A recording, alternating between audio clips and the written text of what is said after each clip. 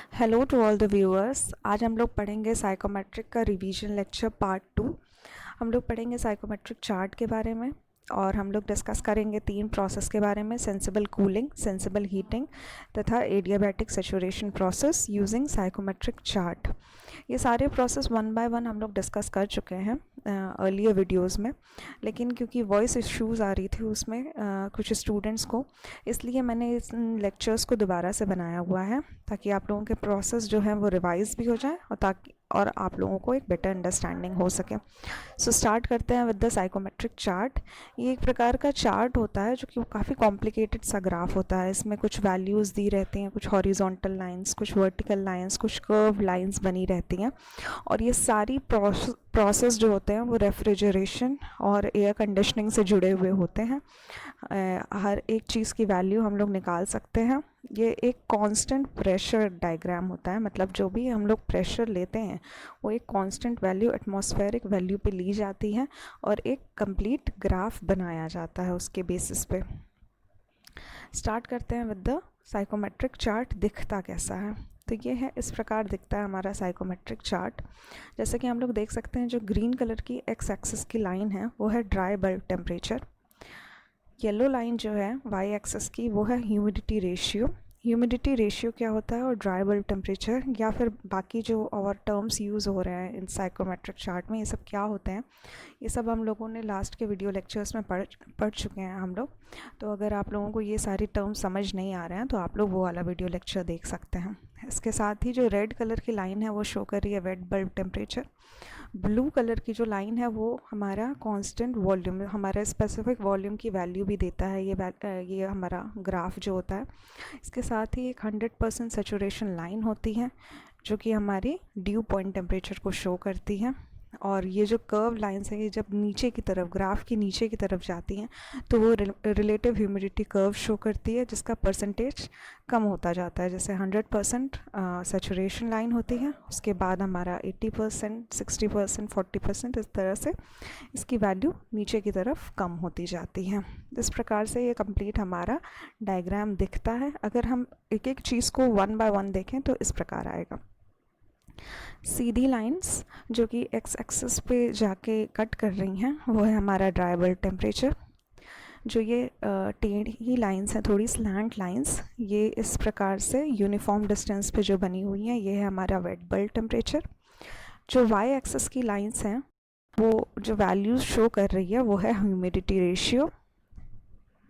Next है हमारा जो 100% सेचुरेशन लाइन है, यहाँ पे एक स्केल बना होता है जो कि ड्यू पॉइंट टेम्परेचर को शो करता है।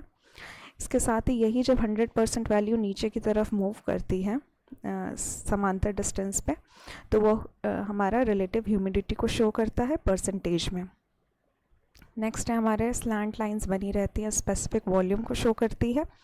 ये जो होती है ये कांस्टेंट वॉल्यूम की जो लाइंस होती हैं ये वेट बल्ब टेम्परेचर की लाइन से ज़्यादा स्टीपर होती हैं, एक ज़्यादा डिग्री पे इनका झुकाव होता है। उसके साथ ही जब वेट बल्ब टेम्परेचर की लाइंस जब 100% सेचुरेशन लाइन को क्रॉस करके एक स्केल से मिलती हैं तो वो उसकी एंथैल्पी को शो करता है। मतलब वेट बल्ब टेम्परेचर से ही हमारी एंथैल्पी की वैल्यू भी कैलकुलेट हो जाती है। नेक्स्ट हम लोग देखते हैं साइकोमेट्रिक प्रोसेस के बारे में। पहला प्रोसेस है हमारा सेंसिबल हीटिंग। ये जो प्रोसेस होता है इसमें हमारा टेम्परेचर जो होता है वो इंक्रीज़ करता है, बट जो ह्यूमिडिटी की वैल्यू होती है उसमें कोई परिवर्तन नहीं आता है। मतलब अगर हम सिंपली एक हीटिंग कॉइल लगा देते हैं अपने प्रोसेस में, तो एयर जो होती है वो जब हीटिंग कॉइल से पास करती है तो उसके टेम्परेचर में इंक्रीज़ होता है, बट उसकी ह्यूमिडिटी में किसी भी तरह का कोई प्रभाव नहीं पड़ता है। जैसे कि हम लोग अपने ग्राफ में देख सकते हैं, साइकोमेट्रिक ग्राफ में यहाँ ये जो प्रोसेस हो रहा है ए से लेकर बी तक हम लोग राइट हैंड साइड की तरफ मूव कर रहे हैं। राइट हैंड साइड की तरफ जब हम लोग मूव करेंगे तो टेम्परेचर हमारा इंक्रीज़ होता है ए से लेकर बी तक। नेक्स्ट हम लोग देखेंगे सेंसिबल कूलिंग के बारे में। ये भी एक प्रकार का प्रोसेस होता है जिसमें हमारा टेम्परेचर जो होता है वो कम होता है, कूलिंग की जाती है, बट जो हमारा ह्यूमिडिटी होती है वो कांस्टेंट रहती है। अगेन इसमें हम लोग प्रोसेस यूज़ करते हैं तो हम लोग एक कूलिंग कॉइल लगा देते हैं। कूलिंग कॉइल एक तरह से आप समझ लीजिए ये एक प्रकार का हीट एक्सचेंजर है जिसमें कोल्ड फ्लूइड पास कर रहा है, और जब हमारी एयर इसके कांटेक्ट में आती है तो वो ठंडी हो जाती है, उसका टेम्परेचर डाउन हो जाता है। अगर हम लोग इसको ग्राफ से देखते हैं तो यहाँ पे हम लोग देख रहे हैं हमारा ए से लेकर बी तक जो टेम्परेचर है वो कम हो रहा है, क्योंकि हम लोग लेफ़्ट हैंड साइड की तरफ मूव कर रहे हैं, एरो जो है हमारा। और अगर हम लोग मॉइस्चर कंटेंट देखें तो वो एक कांस्टेंट लाइन बनी हुई है। इस प्रकार से ये एक सेंसिबल कूलिंग का प्रोसेस हो जाता है। नेक्स्ट हम लोग देखते हैं adiabatic saturation process. Adiabatic process हम लोगों ने अपने जब हम लोगों ने थर्मोडायनेमिक्स पढ़ा था तो हमने एक एडियाबैटिक प्रोसेस पढ़ा था। एक ऐसा प्रोसेस होता है जो एक इंसुलेटेड चेम्बर में किया जाता है, एक इंसुलेशन में किया जाता है। उसके अंदर किसी भी प्रकार की हीट ना ली जाती है ना ही दी जाती है। तो इस प्रकार से जो भी तापमान में वृद्धि होती है या जिस प्रकार का भी सैचुरेशन प्रोसेस हम लोग कर सकते हैं वो एडियाबैटिक प्रोसेस कहलाता है। तो देखते हैं हम लोग इसको एक डायग्राम से। ये जो डायग्राम है ये एडियाबैटिक सैचुरेटर का डायग्राम है। ये जो डिवाइस है एडियाबैटिक सैचुरेटर डिवाइस है। यहाँ पे अगर हम लोग देखें जहाँ पे इनलेट हो रहा है वहाँ पे एयर वेपर वाटर वेपर का मिक्सचर है जो कि अभी सैचुरेटेड नहीं हुआ है। सैचुरेटेड का अर्थ होता है कि एयर में जो वाटर वेपर का जो मिक्सचर होता है वो और ज़्यादा बढ़ाया जा सकता है। एयर में जो वाटर वेपर है अभी प्रेजेंट सिचुएशन में उसको और ज़्यादा बढ़ाया जा सकता है और वाटर वेपर अभी एब्जॉर्ब कर सकता है। एक ऐसी सिचुएशन आती है जब वाटर वेपर एब्जॉर्ब करने की कैपेबिलिटी उसमें नहीं रह जाती है।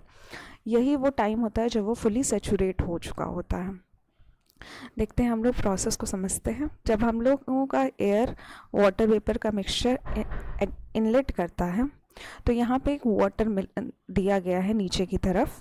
जो वाटर है वो उसमें इवेपोरेट होता है। टेम्परेचर डिफरेंस होने की वजह से एयर और वाटर में टेम्परेचर डिफरेंस होने की वजह से वाटर इवेपोरेट होता है। इवेपोरेट होने की वजह से वाटर के पार्टिकल्स एयर के पार्टिकल्स में मिक्स होते रहते हैं।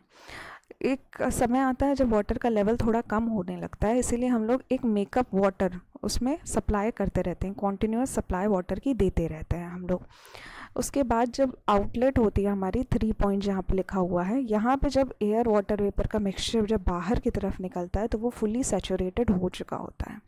इस वक्त जब हम एक इसका तापमान मेजर करते हैं किसी थर्मोमीटर की मदद से तो जो तापमान आता है वो होता है हमारा वेट बल्ब टेम्परेचर। इसी प्रकार हम लोग एक वेट बल्ब टेम्परेचर को निकालते हैं। ये जो प्रोसेस माना जाता है ये फुली इंसुलेशन के अंदर किया गया है, इसीलिए ये एडियाबैटिक सैचुरेशन प्रोसेस या फिर इवेपोरेटिव कूलिंग कहलाता है, क्योंकि इसमें वाटर जो है वो इवेपोरेट होकर एयर के साथ मिक्स हो रहा है, तो इसलिए इसको इवेपोरेटिव कूलिंग भी कहते हैं।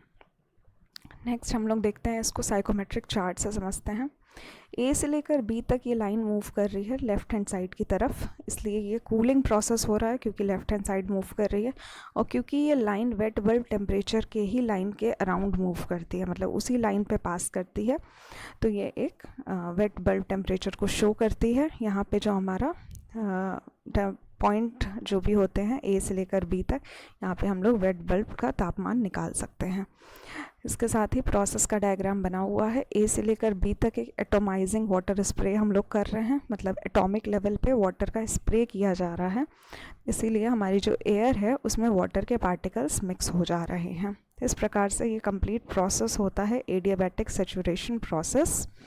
ये हम लोगों ने कम्प्लीटली रिवाइज़ किया है जो भी हम लोगों के साइकोमेट्रिक के प्रोसेस हैं। इसके बाद के भी प्रोसेस के लेक्चर्स बनाए जा चुके हैं, जैसे कि हम लोगों ने डिस्कस किया था कि हम लोग अगर ह्यूमिडिफिकेशन कर रहे हैं या डीह्यूमिडिफिकेशन कर रहे हैं या इस प्रकार के जो भी प्रोसेस हम लोग कर रहे हैं उन पे भी वीडियो लेक्चर्स बने हुए हैं, तो आप लोग वो प्रोसेस भी देख सकते हैं।